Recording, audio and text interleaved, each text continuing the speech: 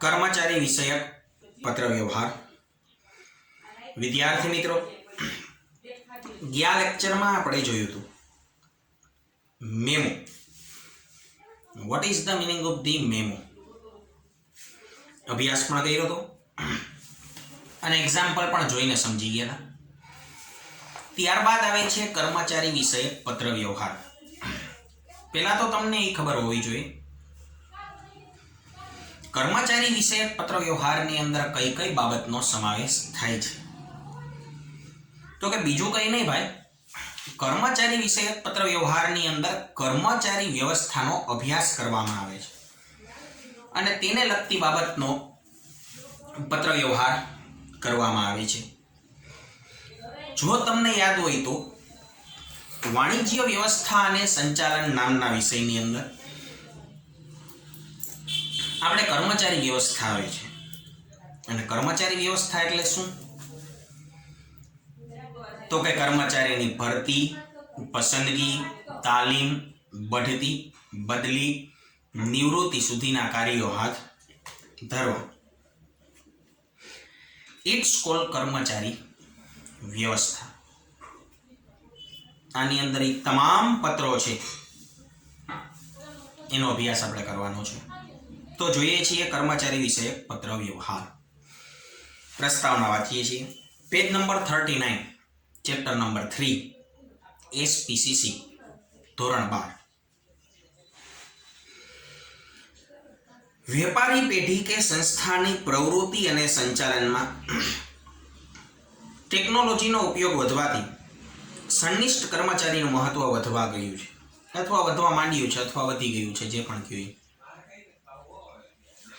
અત્યારના જમાનામાં માણસો મળવા મુશ્કેલ છે. પણ કેવા માણસો? તો કે સંનિષ્ઠ કર્મચારીઓ. કેવા કર્મચારીઓ? સંનિષ્ઠ. સંનિષ્ઠ એટલે કેવા? તો કે હોશિયાર, આવડતવાળા, ઈમાનદાર. એવા કર્મચારીઓ છે અત્યારના જમાનામાં મળવા કેવા છે? મુશ્કેલ છે.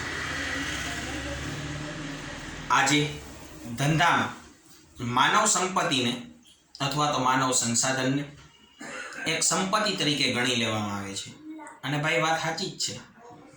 Employees like assets.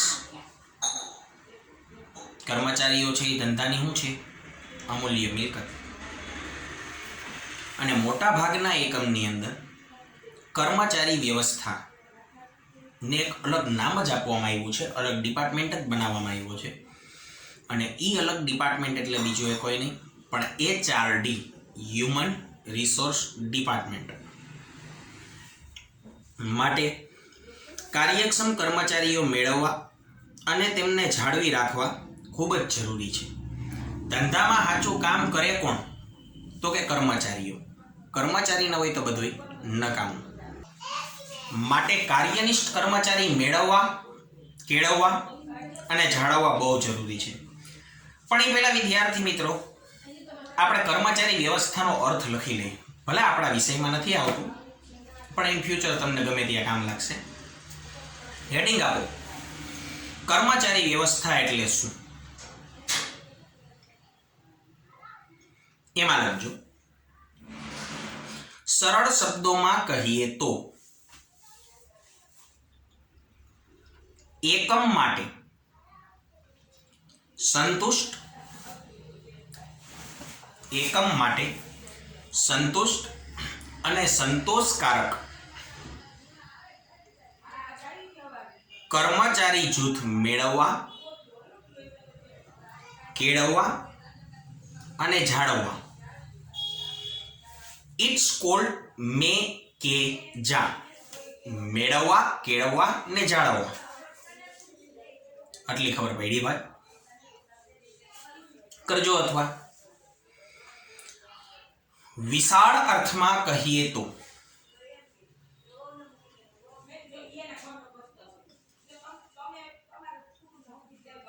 કર્મચારીની ભરતી, પસંદગી, તાલીમ, બઢતી, બદલી,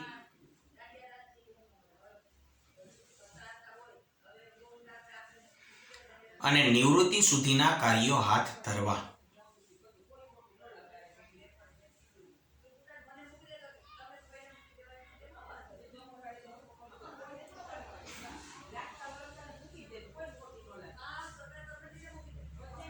લખ્યું ભાઈ? ઓકે, તો આગળ જોઈએ ટેક્સ્ટ બુકમાંથી. માટે કાર્યક્ષમ કર્મચારીઓ મેળવવા અને તેમને જાળવી રાખવા જરૂરી છે. ને ભાઈ એ કરશું તો જ આપણા ધંધામાં માણસો ટકે. માટે એની ભરતી કરવી, તાલીમ આપવી, સારું કામ કરે તો બઢતી કરવી, એકને એક કામ કરીને કંટાળો હોય તો બદલી કરી નાખવી, તો આપણા ધંધામાં ટકે. બાકી ગાભા પોટલા લઈને બીજે વૈયા જાય, એ સારું ન કહેવાય. માટે એને મેળવવા જોઈએ, કેળવવા જોઈએ અને જાળવવા પણ જોઈએ. ઇટ્સ કોલ્ડ કર્મચારી વ્યવસ્થા.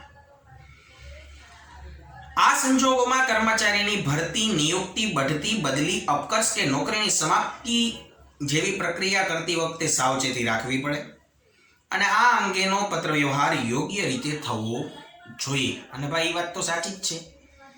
કર્મચારી વ્યવસ્થાનો પત્રવ્યવહાર યોગ્ય રીતે થવો જોઈએ. તેમાં પહેલો મુદ્દો આવે છે ભરતી. What is the meaning of the ભરતી? કોઈ કહેશે ભાઈ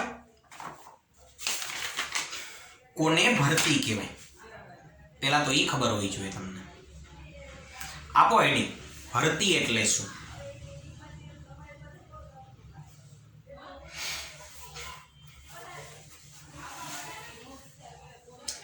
લખો ભાઈ.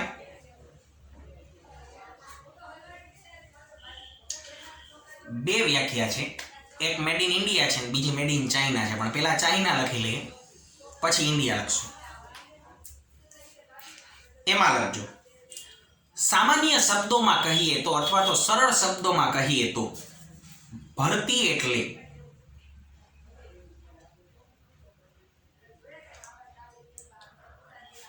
व्यापारी पेढ़ी के संस्था में व्यापारी पेढ़ी के संस्था में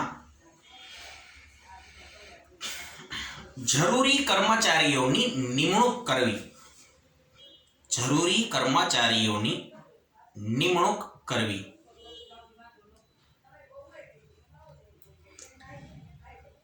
पण भाई खाली एटલું લખીએ કે નિમણૂક કરવી ઇટ્સ કોલ્ડ ભરતી તો આ અર્થ મર્યાદિત થઈ ગયો બહુ એટલે બહુ મર્યાદિત થઈ ગયો આનો માર્ક મળે નહીં વ્યાખ્યા સાચી છે શબ્દ સાચા છે નો ડાઉટ પણ મજા ના આવે સરળ શબ્દોમાં કહીએ તો મજા આવે એવી મેડ ઇન ઇન્ડિયાની વ્યાખ્યા લખો અથવા કરીને તમારે વિદ્યાર્થી મિત્રો યાદ રાખવું હોય ને તો ભરતી એટલે સસલાજ ભરતી એટલે સસલાજ આવું કહી શકો પણ શું છે આ સસલાજ તો કઈ ને અથવા લખજો ભરતી એટલે યોગ્ય સમયે યોગ્ય સંખ્યામાં યોગ્ય લાયકાતવાળા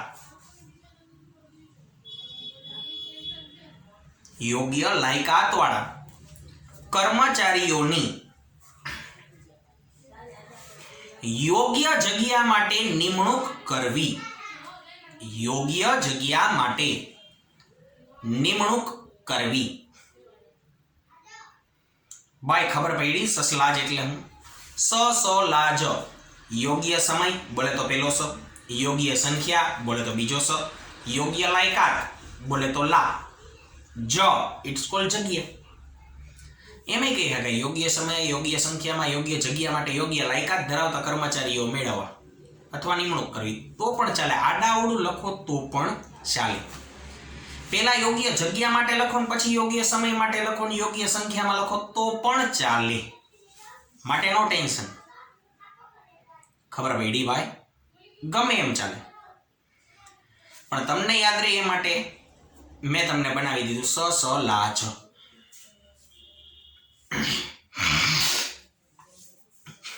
ખબર પડી ભાઈ પોઈન્ટ કરો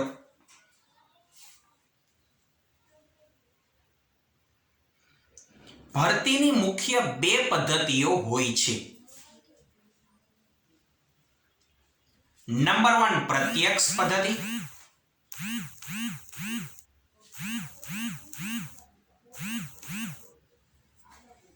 નંબર 1 પ્રત્યક્ષ પદ્ધતિ, નંબર 2 પરોક્ષ પદ્ધતિ.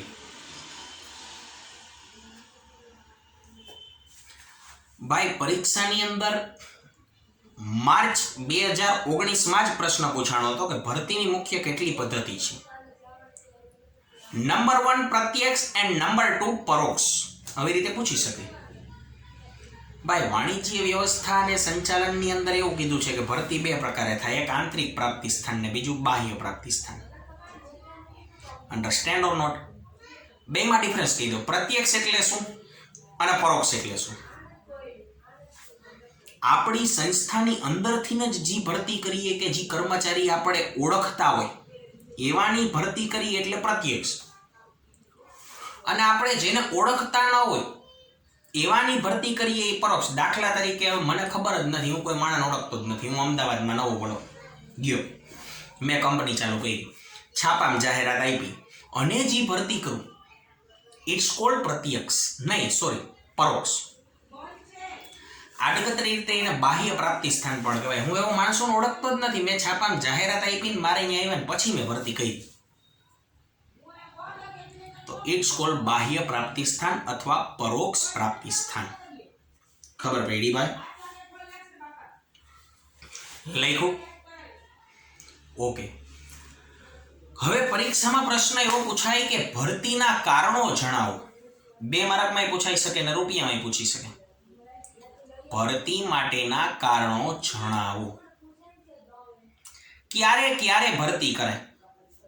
લખો પ્રશ્ન, ભરતી માટેના કારણો જણાવો.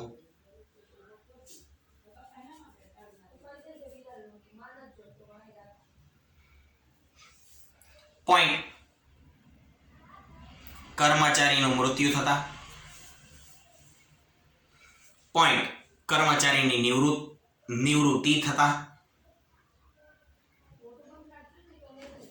પોઈન્ટ: કર્મચારીની બઢતી થતા. પોઈન્ટ: કર્મચારીની બદલી થતા.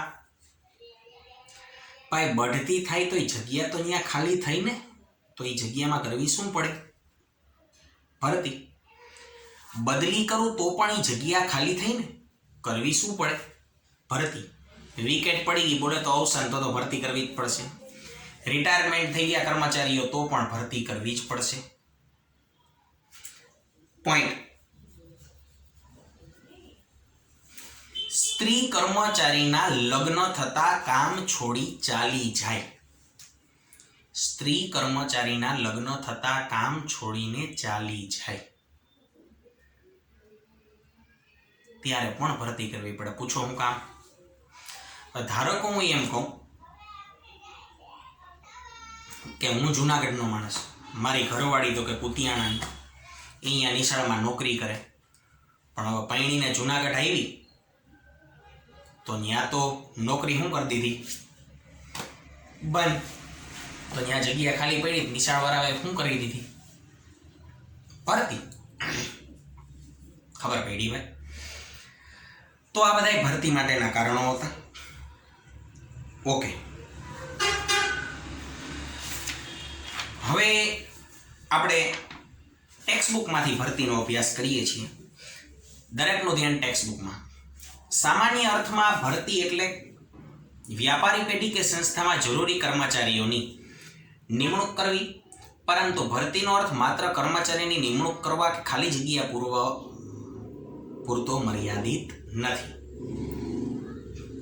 વિશાળ અર્થમાં કહીએ તો ભરતી એટલે યોગ્ય સમયે, યોગ્ય લાયકાતવાળા, યોગ્ય સંખ્યામાં યોગ્ય કર્મચારીની નિમણૂક કરવી. આ વ્યાખ્યા મેં તમને 2 લખાવી દીધી. કેમાં શું ડિફરન્સ છે પણ મેં તમને કહી દીધું.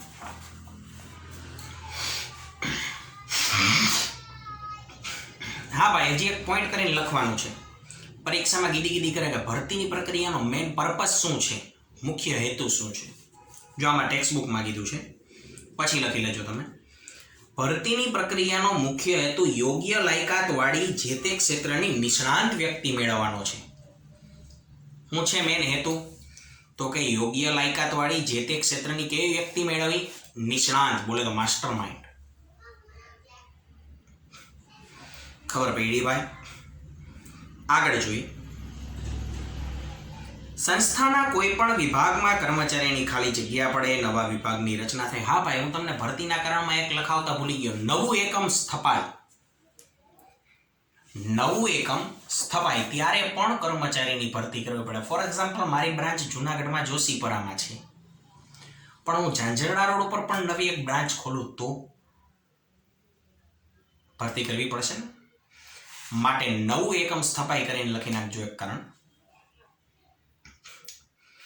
વર્તમાન કર્મચારી અવસાન પામે કે કોઈ કર્મચારીને બઢતી આપવામાં આવે ત્યારે તેની ખાલી જગ્યા પૂરવા નવા કર્મચારીની જરૂરિયાત ઊભી થાય અને ત્યારે ભરતીની પ્રક્રિયા કરવી પડે. અન્ડરસ્ટેન્ડ? ભરતીની પદ્ધતિઓ પ્રત્યક્ષ અને પરોક્ષ એમ બે પ્રકારની હોય છે. એ મેં તમને કહી દીધું. Total types 2. ફર્સ્ટ ઇઝ પ્રત્યક્ષ એન્ડ સેકન્ડ ઇઝ પરોક્ષ. આગળ, સંસ્થાના વર્તમાન કે ભૂતકાળના કર્મચારીઓમાંથી થતી ભરતીને પ્રત્યક્ષ ભરતી કહી શકાય. લીટી કરો ચોપડીમાં. સંસ્થાના વર્તમાન કર્મચારી હોય કાં તો ભૂતકાળના કર્મચારી હોય, એનો મતલબ આપણે એને ઓળખતા હઈશું પર્સનલી. ઇટ્સ કોલ્ડ પ્રત્યક્ષ. બટ મેં તમને કીધું હતું, છાપામાં જાહેરાત આપીને જે ભરતી કરશું એ કેવી કહેવાય? પરોક્ષ. તો આમાં એ જ કીધું. જો બીજો મુદ્દો વાંચો. જાહેરાતના માધ્યમથી અથવા તો નોકરી અંગેની માહિતી આપતી સંસ્થાઓ દ્વારા થતી ભરતીને પરોક્ષ ભરતી કહી શકાય. ઘરની ચોપડીમાં લીટી કરો. કાં તો ન્યૂઝપેપરમાં એડ આપીએ, કાં તો અમુક સંસ્થા આવી હોય કે જેનું કામ જ એક છે. શું છે? તો કે બેરોજગારને ગોતીને નોકરીની જાહેરાત કરવી. એ તમે વાણિજ્ય વ્યવસ્થા અને સંચાલનમાં ભણી ગયા છો. તો રોજગાર વિનિમય સંસ્થા કહેવાય એને સરળ શબ્દમાં. આવી સંસ્થાઓ દ્વારા પણ આપણે જે ભરતી કરીએ એને પણ કઈ ભરતી કહેવાય? કઈ ભરતી કહેવાય? પરોક્ષ, નોટ પ્રત્યક્ષ.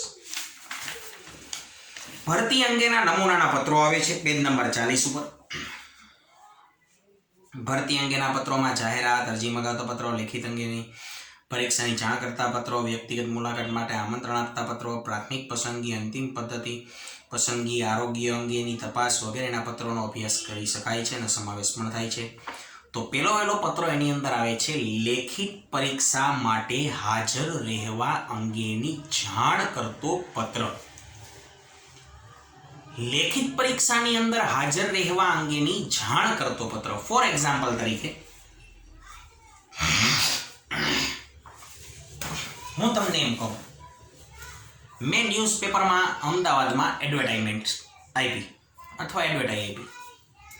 એમ કીધું મેં કે મારે કામ માટે માણસોની જરૂર છે, બરોબર, પણ મારું કામ જેવું તેવું નથી, મારે એકાઉન્ટન્ટ જોઈએ છે. અને ભાઈઓ ઓર બહેનો, તમને ખબર જ છે કે એકાઉન્ટન્ટની ભરતી એમને ન કરે. લેખિત પરીક્ષા યોજવી જોઈએ કે નહીં? યસ ઓર નો? લેખિત પરીક્ષા યોજવી જોઈએ. અથવા એમ કહો કે મારે કોમ્પ્યુટર એન્જિનિયર જોઈએ છે, તો એને એમને તો સિલેક્શન ન કરી લેવાય ને. એની લેખિત પરીક્ષા યોજવી જોઈએ, પછી મૌખિક ઇન્ટરવ્યૂ યોજવું જોઈએ, પછી જરૂર પડે તો શારીરિક તપાસ ફિઝિકલ ટેસ્ટ યોજવી જોઈએ, પછી ભરતી કરાય અથવા પછી પસંદગી કરાય. એને ડાયરેક્ટ તો એમ ન કરાય મોટું જોઈને કે તું આ લેવો છો, આવતો તું આ લેવી છો, આવતી એમ હોય ન હોય. તો આ લેખિત પરીક્ષા માટે હાજર રહેવા અંગેની જાણ કરતો પત્ર છે. આમાં બધુંય તમારે ને મારે ઉપજાવી જ કાઢવાનું છે, બીજું કંઈ કરતા કંઈ નથી. માત્ર ને માત્ર શું કરવાનું છે? ઉપજાવી કાઢવાનું. એક કંપનીનું નામ લખી નાખવાનું. દાખલા તરીકે સોમૈયા ફાઇનાન્શિયલ કંપની અથવા સોમૈયા ચાર્ટર એકાઉન્ટન્ટ કંપની. ક્યાં આવી? તો કે ગમે એડ્રેસ લખો, Zanzarda road, Junagadh. Phone number, email number, mobile number એ તો તમને આવડે જ છે. હવે આપણી પાસે છાપામાં જાહેરાત આપી હશે ને તો હજારો જણાની બાયોડેટા આવી હશે, જેને રિઝ્યુમ કહેવાય. હજારો જણાની. તો એ હજારો જણાને ડાયરેક્ટ તો સિલેક્ટ ન કરાય. એક જણાની ઘરે આપણે શું મોકલવો પડશે? પત્ર. અને એમાં એને કહેવું પડશે કે શ્રી બચુભાઈ, શ્રી ચંદુભાઈ, શ્રી નાથીબેન, શ્રી ઘેલીબેન, જે કંઈ હોય, કે અમે અમારા સંસ્થામાં આટલી તારીખે લેખિત પરીક્ષા રાખેલી છે, તો તમે આટલી તારીખે આટલા વાગે લેખિત પરીક્ષાની અંદર હાજર રહેશો. કહેવું તો પડે, તો જ લેખિત પરીક્ષામાં આવે, તો જ આપણને એનું નોલેજ ખબર પડે. પછી એમાં એ ચોખવટ કરવાની કે લેખિત પરીક્ષા કેટલા માર્કની રહેશે, કયા કયા વિષય પૂછાશે, પરીક્ષા કઈ જગ્યાએ છે, એટલે કે કયા સ્થળે છે, સમય શું, માર્ક કેટલા, આ બધું લખવું પડશે. બસ પત્ર પૂરો. તો ટેક્સ્ટ બુકમાંથી જોઈએ છીએ લેખિત પરીક્ષા માટે હાજર રહેવા અંગેનો પત્ર. દરેકનું ધ્યાન M. VT Parekh charter accountant company, Abhimanyu complex, racecourse road, Rajkot. 15મી મે 2017.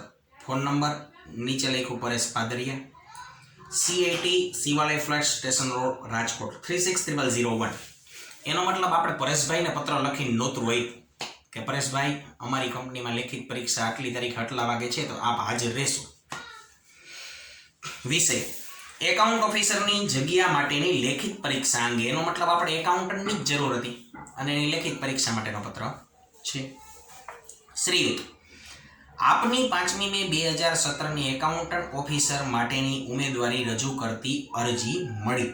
પેલા આપણે પરિયાન કહેવું તો પડે ને કે પરેશભાઈ, તમારી અરજી અમને મળી, તમે એપ્લાય કર્યું હતું અમારી કંપનીમાં. આપના ગુણપત્રકો અને અન્ય પ્રમાણપત્રોની ચકાસણી કરતા આપ અમારી કંપનીના એકાઉન્ટ ઓફિસરની જગ્યા માટે લાયકાત ધરાવો છો તેવું માનવું પડ્યું.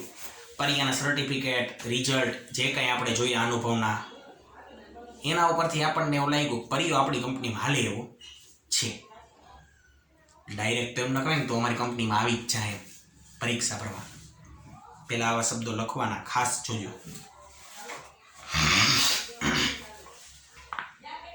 Paragraph number 2. અમારી કંપનીની ભરતીની પ્રથા અનુસાર ઉપરયુક્ત જગ્યા માટે તમામ ઉમેદવારો માટે એક પરીક્ષાનું આયોજન કરવામાં આવ્યું છે. કે અમારી સંસ્થાનો નિયમ છે ડાયરેક્ટ કર્મચારીની ભરતી ન કરીએ. બધાય ઉમેદવારો, બધાય કર્મચારી માટે અમે શું કર્યું છે, લેખિત પરીક્ષાનું આયોજન. પછી કહેવાનું, લેખિત પરીક્ષા હેતુલક્ષી પ્રશ્નો ધરાવતી 200 ગુણની રહેશે. આ લેખિત પરીક્ષા કેટલા માર્કની રહે? 200. તમે હોય લખી શકો. આ પરીક્ષામાં ઉમેદવારનું સામાન્ય જ્ઞાન, એકાઉન્ટન્ટને લગતું જ્ઞાન એટલે કે ટેલી સોફ્ટવેરને અને એકાઉન્ટને લગતી બાબતોનો સમાવેશ થાય, કોમ્પ્યુટરને લગતો સમાવેશ થાય. ટૂંકમાં કયા પ્રશ્નો પૂછશું એ કહેવાનું. જીકે, ઇંગ્લિશ, ગુજરાતી, ગમે પણ એકાઉન્ટ વિષય છે એટલે એકાઉન્ટને લગતું ખાસ લખવું પડે. લેખિત પરીક્ષાની સમય મર્યાદા 2 કલાકની રહેશે. ભાઈ આપણે એ કહી દીધું 2 કલાકની. આ પરીક્ષામાં સફળ થનાર ઉમેદવારને રૂબરૂ મુલાકાત માટે બોલાવવામાં આવશે. નહીં કે જો તમે લેખિતમાં પાસ થાઓ તો ઇન્ટરવ્યુમાં બોલાવશો. પછી નીચે કોષ્ટક કરીને સમય આપ્યો કે ભાઈ તારીખ અને વાર 29મી મે 2017 સોમવારના દી પરીક્ષા છે. આપણે પરિયાને પત્ર 15 તારીખે લખ્યો જો, જ્યારે પરીક્ષા કેટલી તારીખે છે? 29. એટલે આ એક લખવામાં ખાસ ધ્યાન રાખવું. ઘણા તો શું લખે ખબર, 15 પત્ર લખે, ફોલ તારીખે પરીક્ષા હોય. એવું નહીં કરવાનું, 2-4 દિનનો સમય તો આપવો પડે. સમય શું છે તો કે 10:30 થી 12:30. સ્થળ કયું તો કે કોન્ફરન્સ રૂમ, પ્રથમ માળ, વીટી પારેખ. ટૂંકમાં એની સંસ્થામાં જ છે. તમે ગમે એડ્રેસ લખી શકો.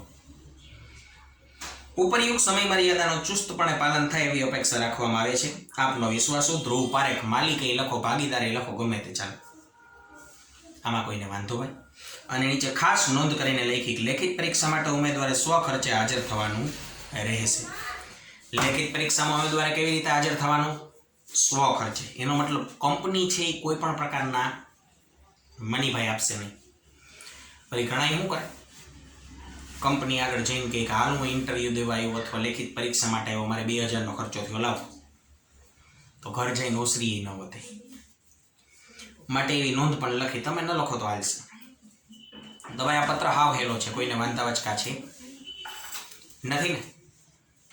ઓકે, તો આપણે બીજું બધું નેક્સ્ટ લેક્ચરમાં સમજશું. આજે આપણે આટલું રાખીએ છીએ. હોમવર્કમાં એકવાર ભરતીનો અર્થ ને ભરતી માટેના કારણો ખાસ લખવાના છે. ઓકે, તો આટલું રાખીએ છીએ. જય શ્રી કૃષ્ણ. Good bye.